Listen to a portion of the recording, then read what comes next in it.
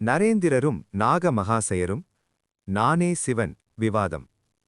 துர்காச்சரண் நாகர், சுருக்கமாக நாக மகாசயர் என்று அழைக்கப்படுபவர், ஸ்ரீ ராமகிருஷ்ணரின் இல்லறச் சீடர்களில் மிகவும் குறிப்பிடத்தக்கவர். அவர் பணிவின் மறுவடிவமாக திகழ்ந்தவர்.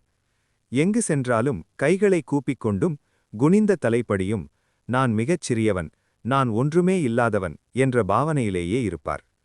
ஒருநாள் நரேந்திரர் தக்ஷிணேஸ்வரத்திற்கு வந்திருந்தார். அப்போது அவர் குளித்துவிட்டு இடுப்பில் ஒரு ஈரத்துண்டை மட்டும் கட்டிக்கொண்டு தோளில் மற்றொரு துண்டை போட்டபடி கம்பீரமாக நடந்து வந்தார். ஆன்மீக உணர்வின் உச்சத்திலிருந்த நரேந்திரர் அத்வைத வேதாந்தத்தின் சாரமான சிவோகம் சிவோகம், அதாவது நானே சிவன் என்று உரத்த குரலில் முழக்கமிட்டபடி வந்தார். அங்கே அமர்ந்திருந்த நாகமகாசயர் இதை கேட்டு அதிர்ச்சியடைந்தார். பணிவே உருவான அவருக்கு ஒரு மனிதன் தன்னைத்தானே கடவுள் என்று சொல்லிக் கொள்வதை தாங்கிக் கொள்ள முடியவில்லை.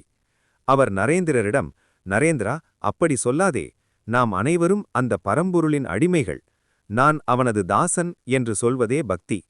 நானே அவன் என்று சொல்வது அகங்காரம் அல்லவா என்று பணிவுடன் கேட்டார். அதற்கு நரேந்திரர் தனது கண்கள் சிவக்க சிங்கத்தைப் போன்ற கம்பீரத்துடன் பதிலளித்தார். நாகமகாசயரே, நான் சொல்வது அகங்காரத்தால் அல்ல, அதுவே உண்மை. எங்கும் நிறைந்திருக்கும் அந்த சிவமே என்னுள்ளும் இருக்கிறது. நான் அந்த சிவமாகவே இருக்கிறேன். உரையிலிருந்து எடுக்கப்பட்ட வாளைப் போல தர்க்கம் செய்தார் நரேந்திரர். இந்த விவாதத்தை கவனித்துக் கொண்டிருந்த ஸ்ரீ ராமகிருஷ்ணர் குறுக்கிட்டார். அவர் நாகமகாசயரை பார்த்து, அவன் சொல்வதிலும் உண்மை இருக்கிறது. அவன் உள்ளே ஒரு பிரகாசமான வாழ் ஒழிந்து கொண்டிருக்கிறது. அவனது உணர்வு நிலை வேறு, உன்னுடைய நிலை வேறு. அவன் சிவபெருமானின் அம்சம் கொண்டவன். எனவே அவன் சிவோகம் என்று சொல்வதில் தவறில்லை என்று கூறி நரேந்திரரின் அத்வைத நிலையை ஆமோதித்தார். பணிவின் சிகரமான நாகமகாசயரும் ஞானத்தின் சிகரமான நரேந்திரரும் ஒருவரை ஒருவர் சந்தித்த அந்த தருணம் பக்தியும் ஞானமும் கைகோர்த்த ஒரு அற்புதமான நிகழ்வாக ஆவணத்தில் பதிவாகியுள்ளது.